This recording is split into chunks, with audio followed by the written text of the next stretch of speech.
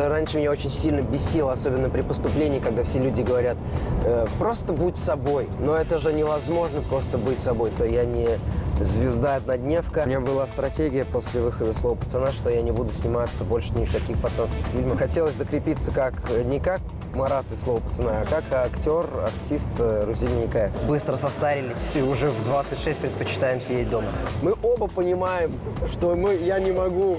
Но мы не можем быть вместе. Что мы очень хотим, но мы не можем. Какой бы классный сценарий не был, плохой режиссер может испортить все. Привет, это передача «Маршрутка». Здесь знакомые мне и вам личности показывают свой любимый маршрут по городу. Да, так было все предыдущие выпуски, но у сегодняшнего гостя настолько плотный график, что мы пройдем маршрут одного его дня. Ну что ж, давайте скорее начинать.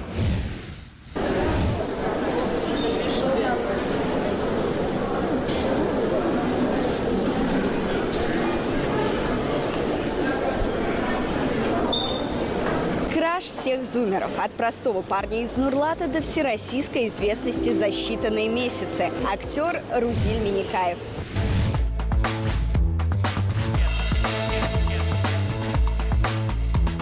Қосаңа қойтканда нендейдер хислер кешіресің, яйсе енді бұл сенің үшін годы командировка ма іш бойынша? Бұл годы командировка хислер турында айтсам усталость и недосып.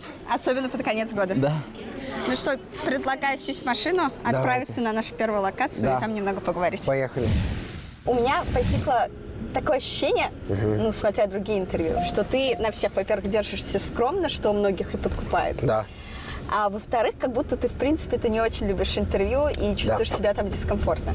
Да. Это какой-то продуманный образ или действительно так, по твоему характеру? Ну, во-первых, это продуманный образ. Ну, как бы продуманный, он не то чтобы продуманный, это ты просто как бы все, что ты говоришь, все слова, они проходят через трехслойный фильтр. Мы за безопасность на дорогах. Пристегивайтесь, друзья, берите пример с нас. Мне сказали, что у меня синдром самозванца. Вот.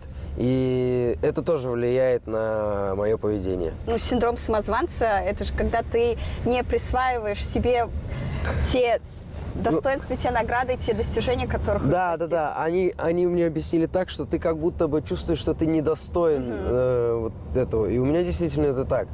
И вообще в целом хотелось бы начать интервью с того, что я не ходил никогда к психологу. И я не проработанный, не осознанный человек.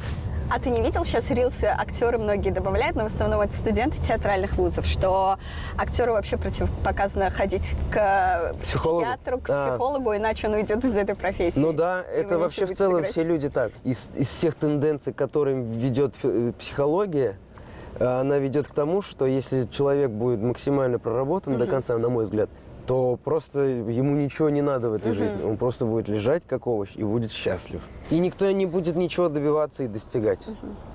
Не будет никаких комплексов, не будет никаких Сейчас у нас получилась какая-то пропаганда к тому, чтобы не ходить к психологу. Но нет, это просто, это мое мнение. Но я не говорю, что психолог это плохо. Он всегда, это нужная, мне кажется, вещь, это помогает. Ты из Нурлата, и все татарстанцы, все те, кто живут в Нурлате, с любовью, с достоинством, с гордостью об этом всегда говорят.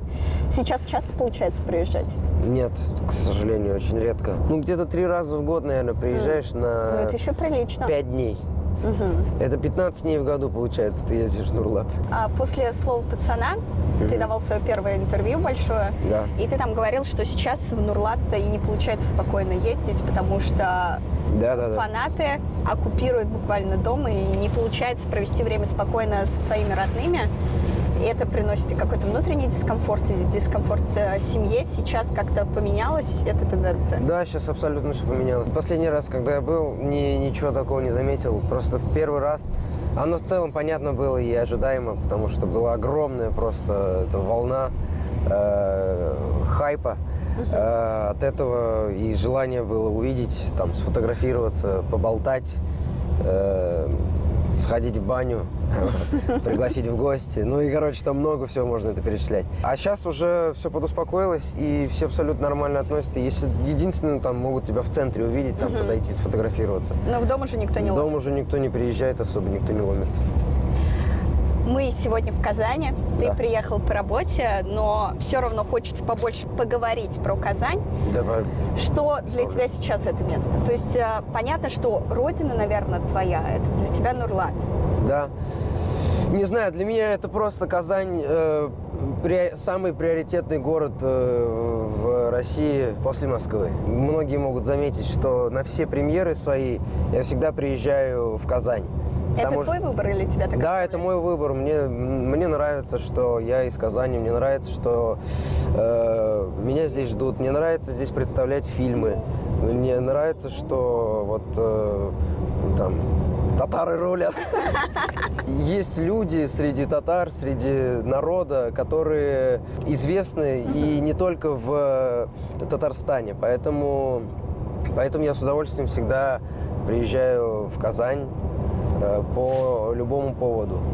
А можно сказать, что для тебя это прямая ассоциация со студенчеством? Вообще сохранилась ли дружба сейчас с теми людьми, с которыми ты начал свой путь в училище? Да, это абсолютно ассоциация с училищем, это учебой, с первым переездом вообще в большой город, это ощущение больших возможностей, перспективы, это первая любовь. Это вообще самые прекрасные вообще чувства, наверное, которые со мной когда-либо случались. Они вот случались здесь, в Казани. Поэтому для меня каждый раз приятно приезжать в Казань. И с теми людьми, с которыми я здесь познакомился, с которыми учился, я до сих пор общаюсь, и мы до сих пор дружим. То есть они прошли это испытание популярностью? Твоей популярностью? Вообще, в целом, я не заметил, слава богу, от своих друзей, которые вот давние, которые вот из Нурлата, которые из Казани, мои одногруппники, не заметил каких-то изменений после выхода сериала, после популярности, абсолютно.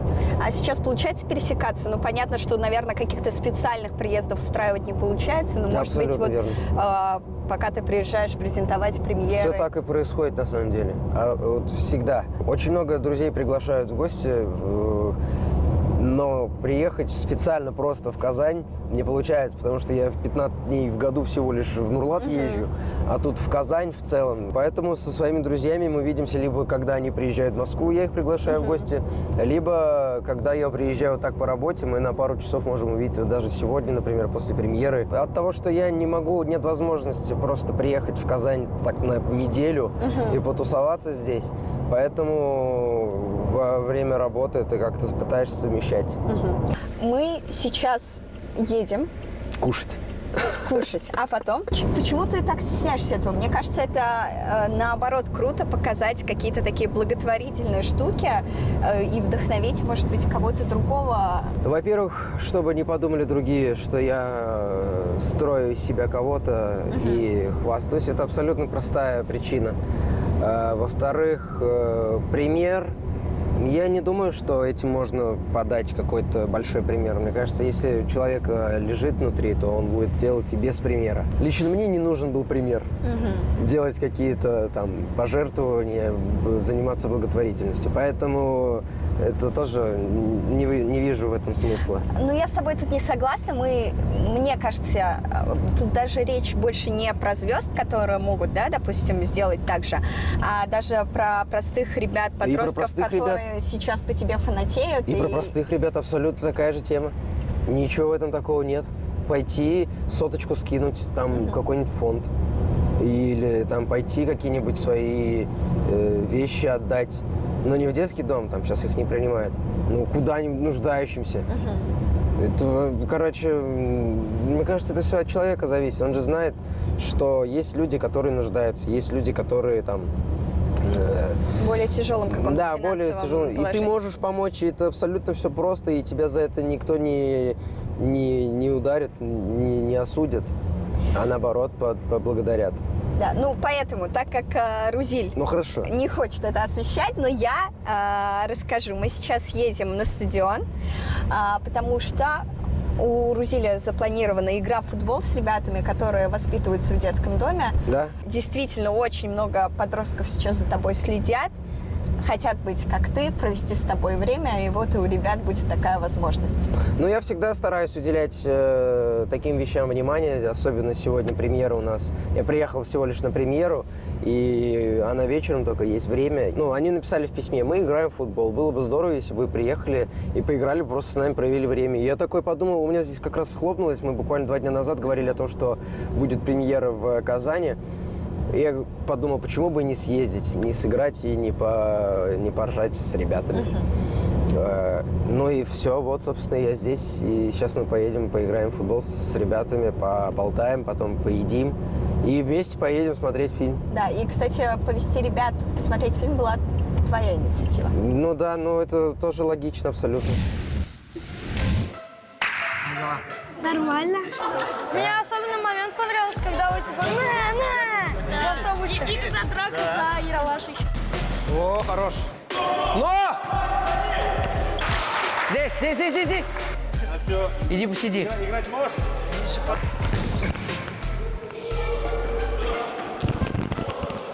У нас жесткий футбол.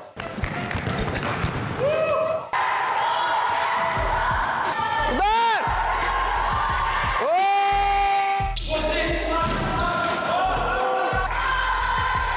Какой счет? 4-2.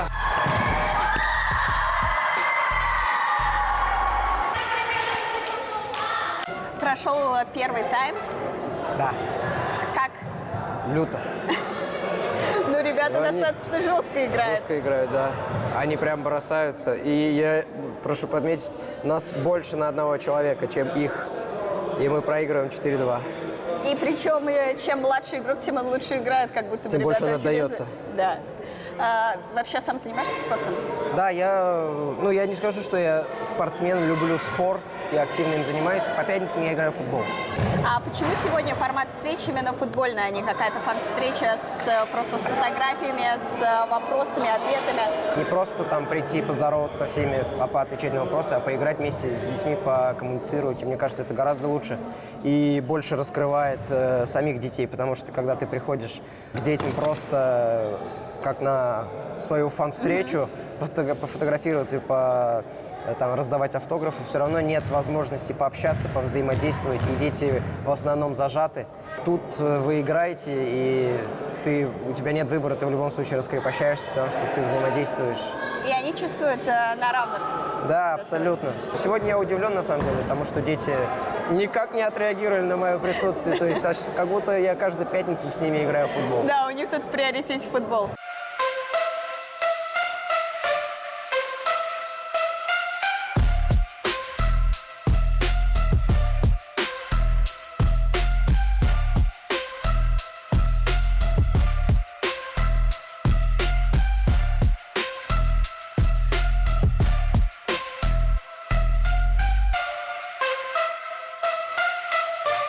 Хочется поговорить про семью. Мне кажется, ты очень семейный человек и всегда с таким теплом, любовью говоришь и про Азизу, и про своего сына. Да.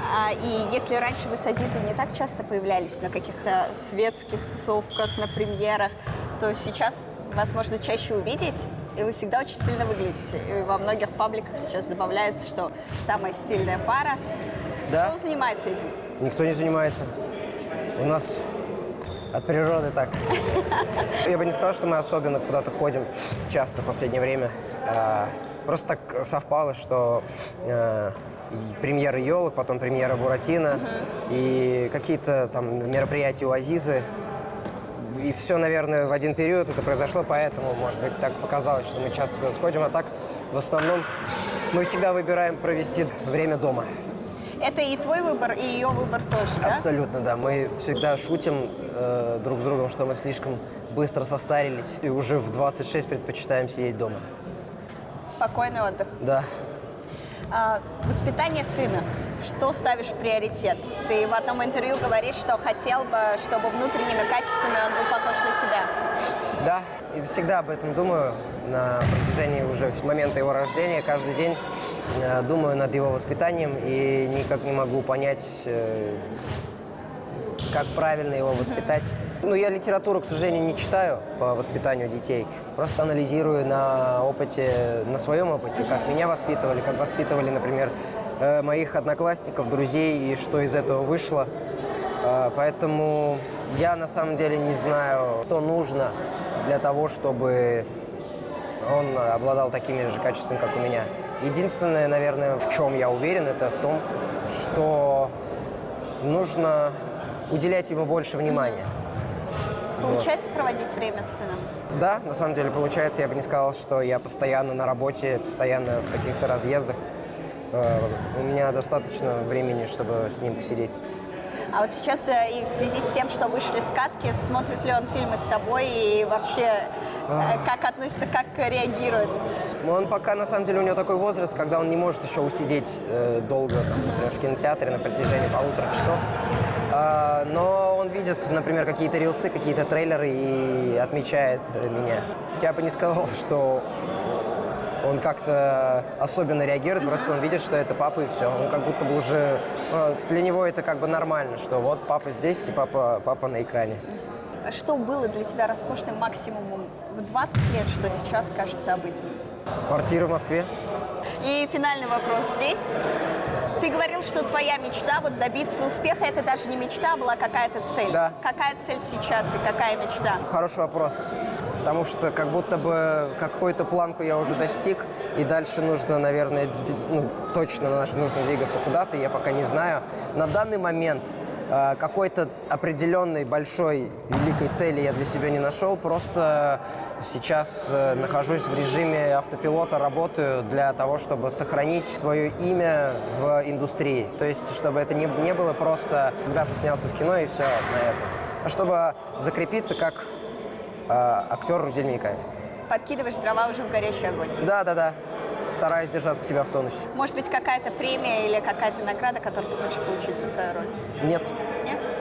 Я получил однажды «Апкит», потом премию МХАТ, и я понял, что как будто бы это ничего и не дает.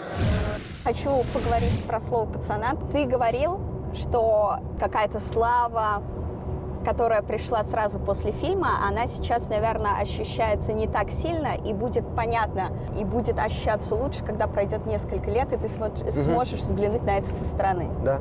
Как сейчас ощущается этот опыт? Ну, это было супер масштабно. 3 рубля. А не принесешь, будет 4. Да надоело быть чушпаном. Хочу с пацанами. Ты его привел, ты с ним и вставай.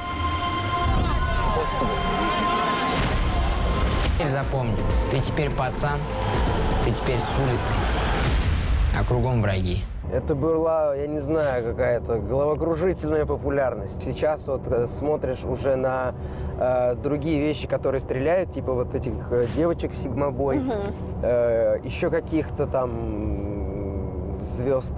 И я вот понимаю, что произошло тогда. Но это было очень большой всплеск внимания. Наверное, как раз-таки та история, когда говорят, я заснул, а потом проснулся знаменитым. Мне кажется, вот примерно так и случилось, потому что буквально после выхода первой серии это случилось. Ну, со стороны я бы так сказал, но вот так как я во всем этом поварился, я не скажу, что это происходит за одну ночь. Проснулся знаменитым. То есть это это не буквально. Сегодня ты проснулся, тебя никто не знает, ты никому не нужен, а там на следующее утро уже все, тебя знает вся Россия. Для тебя это было не так? Это абсолютно не так. Это все потихонечку, постепенно происходит. И до съемок в этом сериале ты проходил огромное количество кастингов, говорил, что около 500. Как ты думаешь, что повлияло именно в этом случае? Что стало решающим фактором в выборе тебя как актера? Я думаю, моя органика, мой бэкграунд, мой жизненный опыт и среда, и круг общения, который меня окружал на протяжении там, с детства до этого кастинга. То есть ты ощущаешь, что ты природно, внутренне уже подходил под этот сериал? Да. То есть это была не игра в какой-то образ даже? Недавно пересмотрел свою стратегию. У меня была стратегия после выхода «Слова пацана», что я не буду сниматься больше ни в каких пацанских фильмах. и подбирал роли абсолютно кардинальные другие, потому что была задача показать, что я не звезда-однодневка, что я еще могу и так сыграть, и могу быть глубоким и так далее. И хотелось закрепиться не как Марат из «Слова пацана», а как актер, артист Рузель Миникаев. Поэтому, был, вектор определенный выбран, и по параметрам определенным я отсеивал и оставлял какие-то роли. Вообще это все постепенно, все мысли, они у меня в обработке постоянно, и постепенно я прихожу к каким-то выводам. Недавно понял такую вещь. Был на пробах одного проекта, где очень яркие персонажи. То есть, если плохой, он плохой, хороший, хороший, это сказка. Хитрый, он хитрый и так далее. Я бы поточнее, детально объяснил бы, если бы я мог сказать, что это были за пробы. Но, наверное, не могу. Короче говоря, я пришел на пробы, у меня было 2 текста. То есть, я должен был в этот день попробоваться на 2 роли. Грубо говоря, на плохого парня, да, и хорошего парня. И мы начали разбирать сразу с хорошего и поняли, что это можно сыграть в целом, но лучше всего, вкуснее всего получится сыграть то, что сидит в тебе. Условно говоря, ты Фанта, и ты яркая, оранжевая, ты шипучая, сладкая. Ты как Арлекин.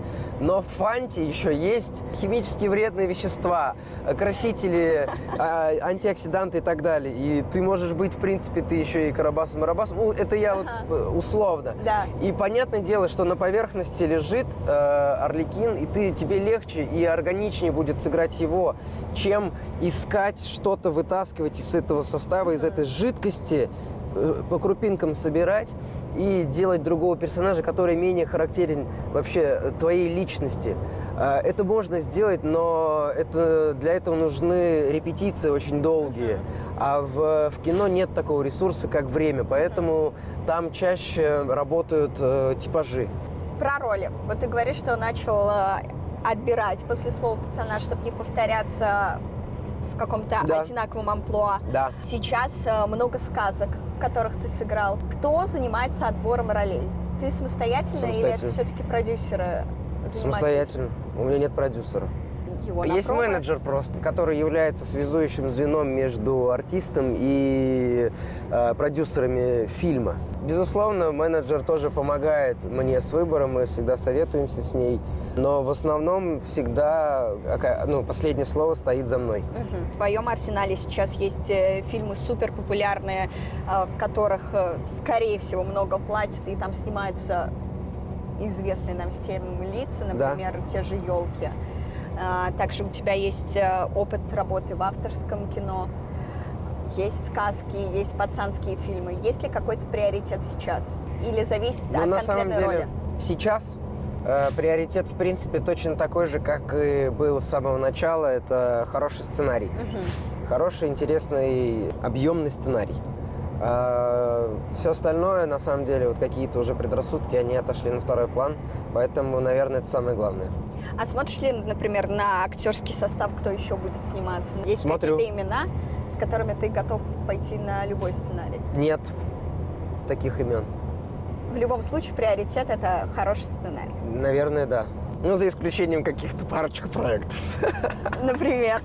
Ладно, это не можем сказать. Но в основном всегда, да, смотришь на сценарий и обращаешь внимание, конечно же, и на режиссера, на его фильмографию, на продюсеров, потому что это тоже важно, где это будет прокатываться, как и кто это будет снимать. Поэтому, конечно же, обращаешь на это внимание. Были такие ситуации, когда тебе очень нравится сценарий, но ты приходишь и понимаешь, как будто бы ты сомневаешься в команде, что команда сможет снять такой фильм. И тогда ты отказываешься? Был проект, например, где мы отказались. Потому что итог может оказаться не таким, или потому что процесс будет сложный? И сам процесс будет сложный, и итог. Тогда это нет никакого смысла. в этом сниматься. Если какой бы классный сценарий не был, плохой режиссер может испортить все. Вышел анонс, что ты сыграешь в фильме «Шурале». Да, Уже снято? да. Кого ты там сыграешь? Единственное, что я могу сказать, это очень классный проект. У этого проекта есть история. Я не хотел соглашаться на этот проект вообще с самого начала. Когда пришел сценарий, я отказался от него. Но я подумал, ну, Шурале, что они снимут? Потом, спустя некоторое время, спустя несколько месяцев, я посмотрел фильм «Бери да помни». Ага. И мне так понравился этот фильм с точки зрения там, какой-то драматургии. А с точки зрения, как этот фильм меня погрузил в мое детство. И это было так классно. И в этот вечер я подумал, как классно снимать фильмы про то, с чем у тебя есть связь. Про свою какую-то идентичность. Да.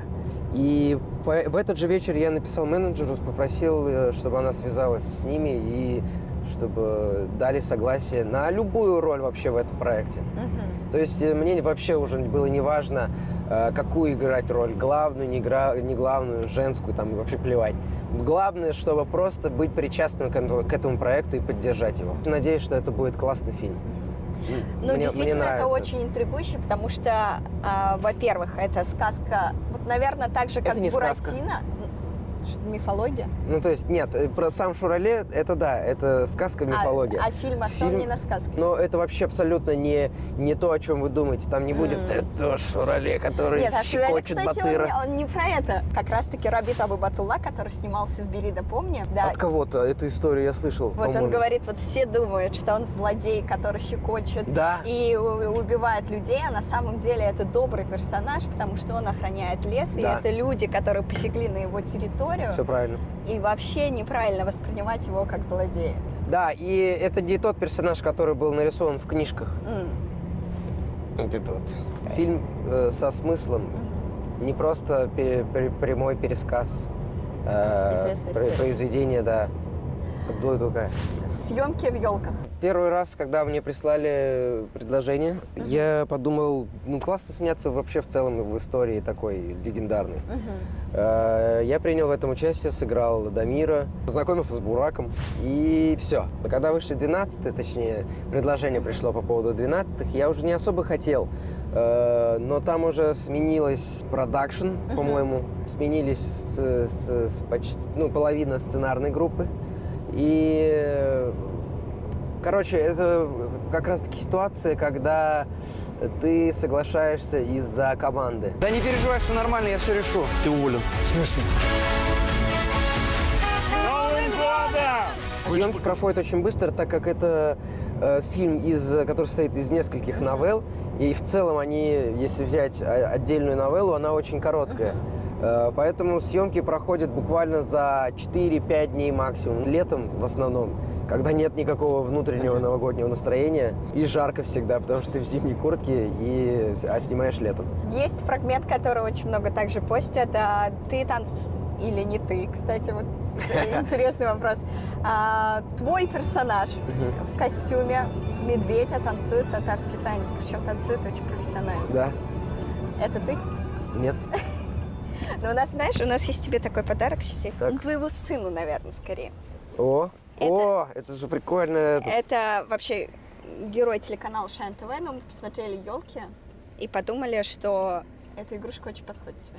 Классно. Спасибо большое. Это же канал, где я работал. Да. Сәлем, дуслар. Сәлем. Бүгін бізді қонақта созвездие йылдыздық 2019-ның бию бойынша гран-при иелері. И причем до сих пор висит фотография, где там такая коллективная, причем очень много человек, 50, наверное, на Да. фото, это открытие телеканала. Да, я помню этот И день. ребята заходят, и даже если ты специально не показываешь, они такие, что? А что он здесь делал? Да. Реально? Он вел здесь тоже? Да, это было круто, конечно. Можем ли поговорить про проекты, которые ожидаются, которые сейчас снимаются, про которые, может быть, мы не знаем, но про которые уже можно говорить? Вот, например, один из больших проектов, который, в принципе-то небольшой, но он очень большой на самом деле. «Черный двор». Капюшон, руку убрал? Руку убрал, я тебе сказал. Фамилия, имя, отчество, год рождения. Шехов Шамиль Ильдусович, 1985. Шама. Шама? Проект, который очень сильно стрельнул в Средней Азии, точно так же, как и «Слово пацана», просто локально. И меня пригласили принять в этом участие, и я согласился. Это очень масштабный проект в рамках Средней Азии. Про фильм «Буратино», Да. который ты будешь презентовать как раз сегодня. Расскажи про этот опыт. Опыт, во-первых, работы в сказках, Да, потому что, мне кажется, это своя специфика, это делается в основном для детей, хотя у нас сейчас и семейные просмотры сказок стали очень популярны. Можно ли сказать, что для тебя, как для актера, это интересная работа, или тут больше как раз-таки про крупный проект? Потому что, мне кажется, Здесь... играть с какого-то сказочного персонажа проще. Ну, не знаю, кому как на самом деле. Это же все, опять же, все зависит от личности, от человека, от жидкости, которая наполняет человека. Сказки мне очень нравятся. В сказках можно просто тупо покайфовать, понаяривать, повеселиться. Деревянный бомбино. Спешите видеть то, чего не видели никогда! Пап, нас зовут.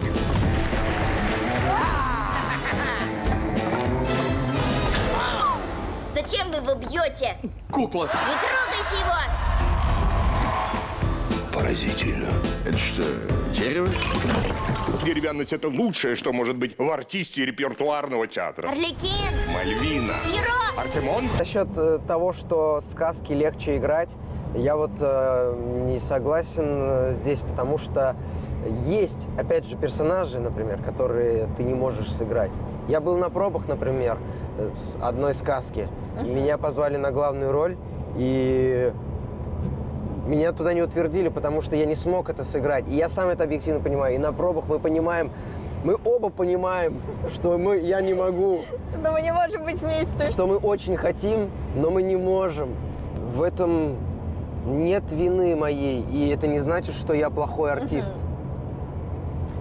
Просто, просто вот я такой. Я вот раньше меня очень сильно бесило, особенно при поступлении, когда все люди говорят, просто будь собой. Но это же невозможно просто быть собой. Ты же хочешь поступить, ты хочешь получить эту роль на кастинге, ты хочешь всем понравиться, и ты будешь делать все, чтобы понравиться и получить это. Поэтому сказки тоже я бы не сказал, что так просто играть. Но это очень кайфово. По поводу Арлекина, здесь на самом деле сошлись все факторы. Во-первых, я знал, что это будет очень масштабный проект.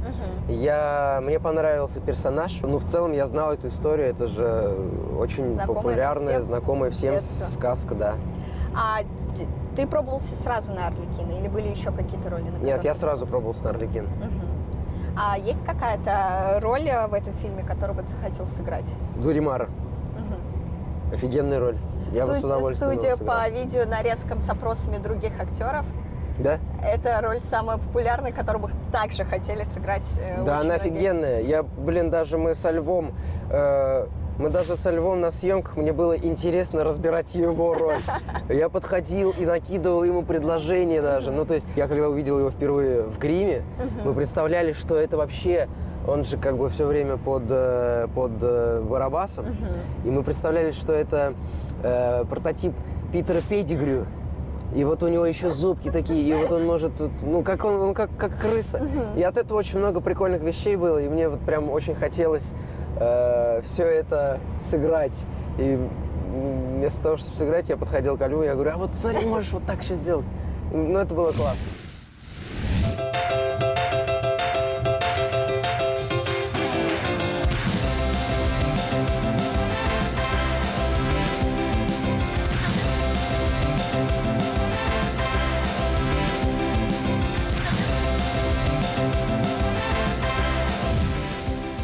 Традиционно мы обычно заканчиваем нашу передачу вопросом, в чем твоя философия жизни? Но так как мы на презентации фильма «Буратино», давай сначала поговорим, какая философия жизни у Арлекина. Столько я не прорабатывал, конечно, этого персонажа. Философия может быть такой, что нет в жизни таких проблем, из-за которых человек может опустить руки.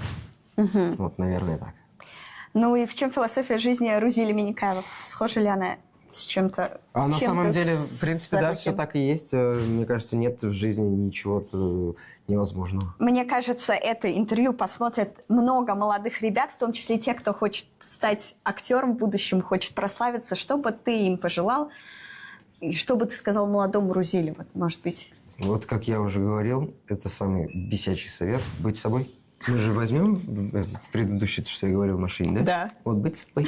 Действительно, быть собой, прокачивать себя как личность, прокачивать свой эмоциональный интеллект. Не казаться, а быть реально классным, крутым чуваком, который влюбляет в себя всех, много чего умеет и много чего знает. Спасибо большое за сегодняшний день, за вопросы, на которые ты согласился ответить. Спасибо в этом плотном большое графике. за приглашение. И спасибо за фильм, который мы вот-вот увидим. Да. Приятного просмотра.